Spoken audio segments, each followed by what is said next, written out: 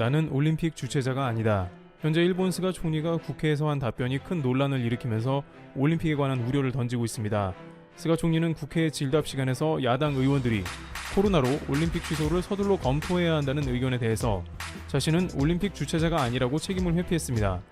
일본 특유의 책임 안 지려는 문화가 그대로 튀어나왔는데요. 그는 도쿄올림픽은 IOC, 일본 올림픽위원회, 도쿄도와 조직위원회가 최종 결정 권한자라면서 책임을 회피했습니다. 일본 정부의 최상위 결정권자 스가 총리는 현재 코로나로 올림픽이 너무 위험하다는 질문에 대해서 국민의 건강과 생명을 지키는 것이 제 역할이다. 못 지키면 올림픽을 못 여는 것이 아니겠는가 라고 답하며 구체적인 대안 제시와 올림픽에 대해 확실하게 진행하는지 아닌지 여부를 파악하지 못한 모습이 나오고 있습니다. 그런데 이 와중에 일본 정부에서 전 세계를 위협하는 매우 위험한 행동을 결정 중이라는 소식이 들려오고 있습니다. 그 중에는 전문가들이 절대 안 된다는 사항도 포함되어 있는 등 전 세계가 질색하는 모습이 연출되고 있습니다. 말 그대로 세계를 상대로 민폐를 끼치려고 한다는데 크게 세 가지의 움직임을 보이고 있다고 합니다. 첫 번째, 억지로 G7 올림픽 공동 지지 선언문 발표. 일본 정부가 오는 11일에서 13일 영국 남서부 코널에서 열리는 G7 정상회의 후 발표될 공동 성명에 올여름의 도쿄올림픽 개최 지지 내용을 명기하기 위해 외교전을 펼치고 있는 것으로 보입니다. 요미우리 신문은 9일 복수의 일본 정부 관계자를 인용해 이번 정상회의 성명에 도쿄올림픽 개최 지지를 명기하는 방향으로 협의가 이루어지고 있다고 보도했습니다. 문제는 이 올림픽에 대한 여론이 일본 국내외에서 모두 최악으로 흐르고 있는 와중에 G7 정상들이 과연 도쿄올림픽을 순수하게 지지할지 드는 의문인데요. 일본 내부적으로는 국내의 취소 요구 여론이 강해지고 있지만 해외 강행 의사를 고수하고 있는 실정입니다. 하지만 해외에서도 역시 도쿄올림픽에 대해서는 곱지 않은 시선이 연일 나오고 비판적 목소리가 여전히 높습니다. 세계적인 의학 학술지인 영국 의학저널은 일찌감치 도쿄올림픽은 정치적 경제적 목적으로 치르면 안 된다며 취소를 지난 4월부터 권고하고 있습니다. 그들은 백신 접종 속도도 매우 늦다며 강한 비판을 가했습니다. 미국 워싱턴 포스트도 올림픽에 대해 IOC는 전 세계를 돌아다니면서 약탈을 일삼고 있다며 IOC를 강하게 비판하는 한편 토마스 바흐 IOC 위원장에 대해서는 바가지 씌우는 남작이라는 오명을 붙이며 올림픽을 비판했습니다. 이처럼 세계 유력 매체들이 올림픽을 비판한다는 것은 그 나라에서도 도쿄올림픽 여론이 좋지 않다는 것입니다. 하지만 일본 정부는 올림픽을 한 달 남겨둔 G7 정상회담을 통해서 올림픽의 지지를 얻어보겠다는 방침입니다. 그런데 이 가운데 일본의 얕은 꼼수도 지적됩니다. 외교가에서는 일본은 이번 도쿄올림픽 지지를 얻기 위해 코로나의 위험성은 감추는 대신에 베이징 올림픽도 열리게 되므로 G7 진영의 도쿄올림픽은 열려야 한다는 민주사회 진영의 냉전시대 논리를 동원해서 G7 정상들의 지지를 얻어낼 것으로 전망되고 있습니다. 안 그래도 미국과 서방사회에서 베이징 올림픽 보이콧에 목소리가 높아가니 이를 이용하겠다는 것입니다. 그러나 G7의 전적인 도쿄올림픽 찬성 등의 지지를 원활하게 얻어낼 수 있을지는 여전히 미지수입니다. 바이든 대통령은 스가 총리와의 정상회담에서 스가 총리 개인에 대한 올림픽 개최 노력에 대해 지지했지만 도쿄올림픽 자체에 대해서는 지지를 하지 않았으며 미 국무부는 최근 일본 여행을 3, 4 금지 단계로 격상했습니다. 또한 각 국가에서 여전히 코로나가 해결이 안 되어 있는데 일본에 다녀온 자체로 선수단에서 재감염이 되는 문제도 있으며 여전히 G7 국가의 사람들도 도쿄올림픽에 대해서 매우 부정적이기 때문에 절대 여론을 무시할 수 없습니다. 이에 대해 미 샌프란시스코 크로니클 스포츠 칼럼 기자는 대형 감염 이벤트가 될 것이 거의 확실하다며 취소를 종용합니다. 하지만 일본은 올림픽 개최뿐만 아니라 이제는 훨씬 더 큰 민폐 움직임을 보이고 있는 상황입니다. 두 번째, 일본 정부 대규모 관객 동원 강행할 듯. 이번 도쿄올림픽에서 일본 정부가 내세운 방역 대책은 버블 방역과 무관중 올림픽이라는 점이 있습니다. 그 중에 무관중 올림픽은 해외 관광객을 받지 않는다는 게 이미 확정되었으나 국내 관객은 아직 확정이 안 됐습니다. 그런데 이 와중에 일본 정부와 대회 관계자들 사이에서 올 7월에서 9월로 예정된 도쿄올림픽, 패럴림픽을 관중을 들인 채 열어야 한다는 주장이 힘을 얻고 있다고 아사히 신문이 9일 보도했습니다. 이런 상황에서 하시모토 세이코 대회 조직위 회장은 8일 열린 이사회에서 관중을 들인 채 경기를 계속 펼치고 있는 J리그 일본 프로축구를 참고하겠다는 뜻을 밝혔습니다. 그런데 그 숫자가 적지 않다는 게 문제가 되는데요. 현재 스포츠 경기 등 대규모 이벤트의 경우 긴급 사태가 선포된 지역에서 수용 인원의 50%를 한도로 최대 5,000명까지 들일 수 있도록 하고 있습니다. 앞서 스가 요시히데 총리도 지난달 28일 기자회견에서 J리그와 프로야구 예를 들면서 감염 확산 방지 조치를 하고 실시하고 있다며 그런 방식으로 대응할 수 있다고 말해 유관중 개최 의혹을 보인 것입니다. 일본 총리실 관저 주변에서도 유관중 개최를 주장하는 목소리가 커지고 있습니다. 아사히 신문은 총리실의 한 간부가 관객이 제로인 상황에선 선수가 힘을 낼 수 없다, 무관중은 아니다 라고 말했다면서 국내 관중을 들이는 것을 전제로 한 논의가 진행되고 있다고 전했습니다. 선수가 관객이 제로여서 힘을 낼 수 없는 것과 국민의 안전과 생명을 지키는 우선순위가 구분이 안 되는 모양인데요.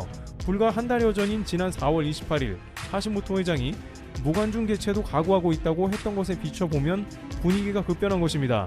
아사히는 최근 긴급사태 효과 등으로 확진자 감소세를 보이고 백신 접종에 대한 기대감이 커지면서 정부 내에서 유관중 개최 의견이 강해지고 있는 것이라고 분석했습니다.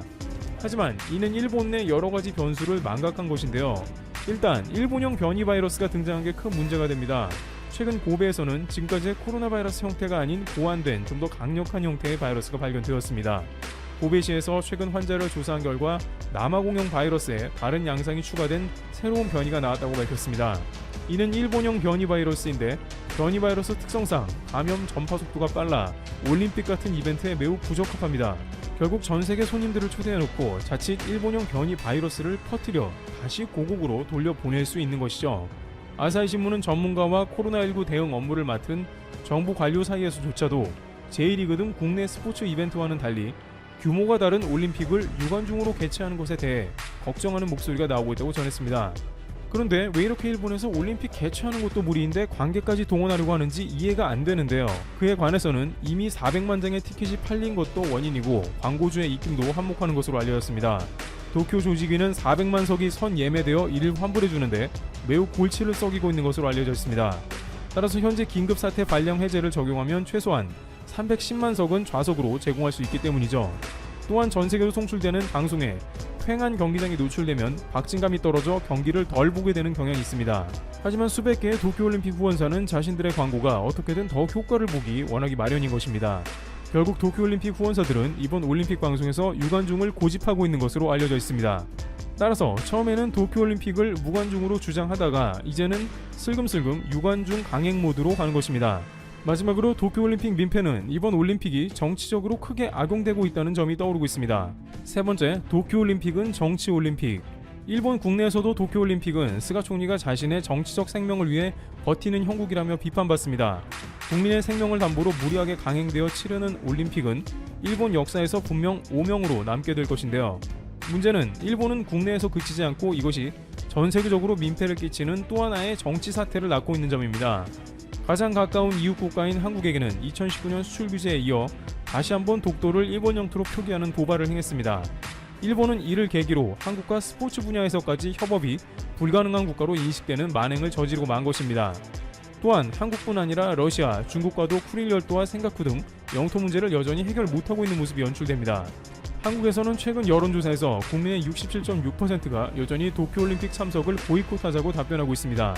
최근 외교부는 이에 대해서 독도는 명백한 한국의 영토이므로 굳이 올림픽을 보이콧하지는 않겠다는 움직임을 보입니다. 이에 관해 누리꾼들은 일본은 안 그랬는데 우리만 약하게 나가는 게 아니냐는 핀잔을 하고 있습니다만 여러가지 국제정세와 선수들의 노력을 고려하고 한편 독도 문제로 굳이 열을 낼 필요도 없다는 의견도 있었습니다. 하지만 분명한 것은 이런 일이 반복될수록 일본은 국제사회에서 크게 신뢰를 잃어간다는 점입니다. 반면 한국은 G7에 의해서 2년 연속 초청되고 국제사회에서 매우 중요한 국가로 인식되어 가는 상황입니다. 따라서 시간이 흐르면서 자연스럽게 일본은 국제사회에서 도태되어 갈 수 있다는 의견도 나오고 있습니다. 결국 도쿄올림픽은 일본의 갖은 오명과 부정적 인식을 남긴 채 종료될 것으로 관측됩니다. 필불TV였습니다. 감사합니다.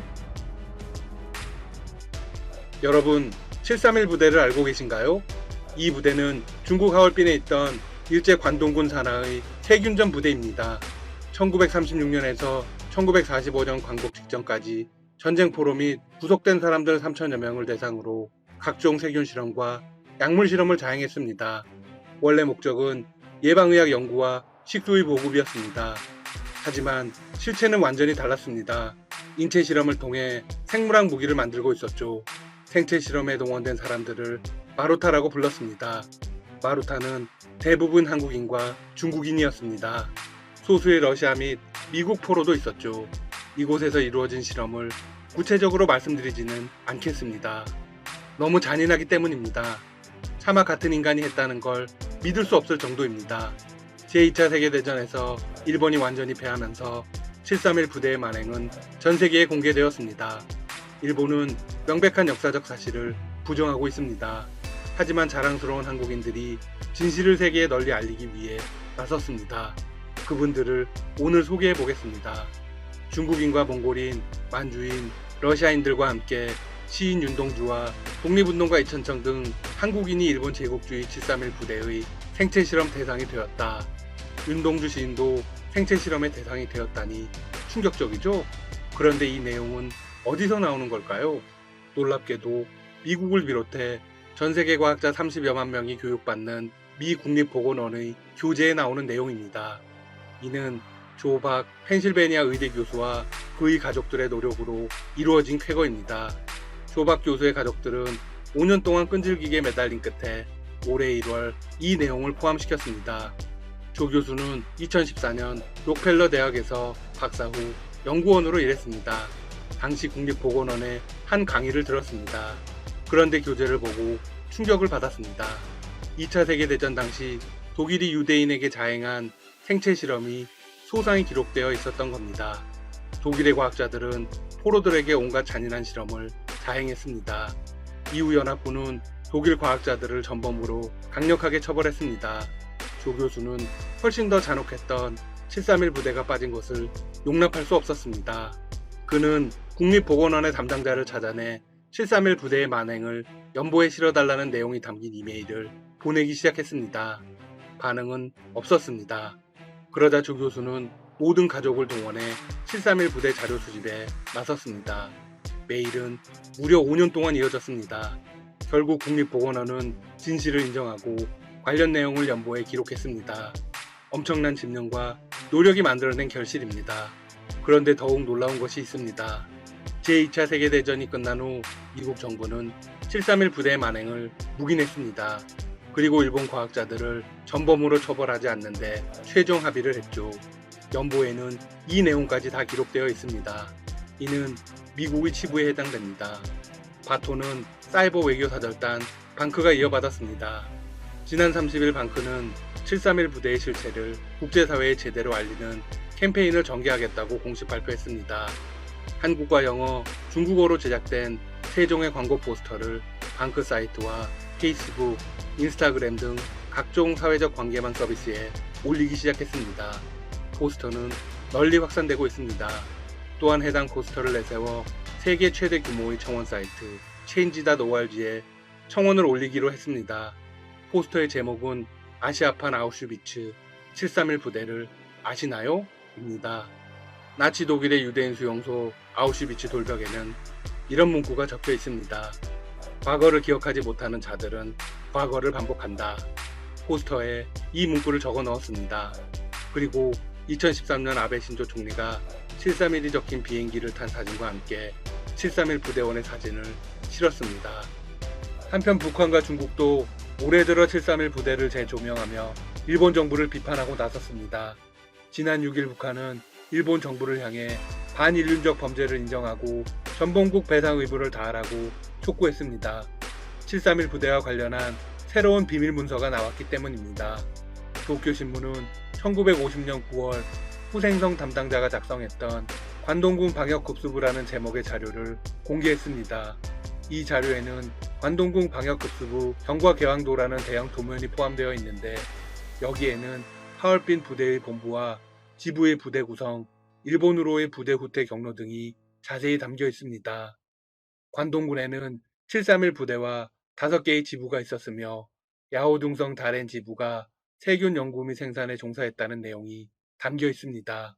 자료에는 세균전을 준비한 이유에 대해서도 나옵니다. 2차 세계대전 당시 소련이 일본에 선전포고를 했습니다. 하지만 관동군 병력으로는 소련군을 이길 수가 없었습니다. 당시 관동군 간부의 증언에 따르면 실력은 1대 15 정도였다고 합니다. 전혀 적수가 되지 않았다는 것이죠. 이후 731 부대는 폐색이 짙어지자 본부 시설의 대부분을 폭파하는 등 자료 은폐를 시도했습니다. 북한의 조선중앙통신은 방역급수부 자료를 언급하며 역사는 반인륜 범죄를 고발한다는 논평을 내 일본을 저격했습니다. 과거 일본이 저지른 천인 공노할 반인륜 범죄를 고발하는 또 하나의 유력한 증거물이 나왔다. 일본 반동들은 털끝만한 죄의식도 없이 우리 민족에게 저지른 특대형 반인륜 범죄를 미화분식하고 있다. 강제노역 피해자에 대해 사죄와 배상이 아니라 비열한 보복에 매달리고 국가적 성노예 범죄의 피해자들은 돈벌이를 위해 나선 자원봉사자로 오독하고 있다. 역시 북한다운 거침없는 논평입니다. 북언론은 기사를 이렇게 마무리했습니다. 도덕적으로 타락한 나라에는 미래가 없다. 일본이 국제사회의 떳떳한 일원으로 들어서는 첫걸음은 과거 죄악을 성실히 인정하고 전범국에 지워진 배상 의무를 철저히 이행하는 데 있다는 것을 명심해야 한다. 모두 맞는 이야기입니다. 중국도 731 부대를 언급하기 시작했습니다.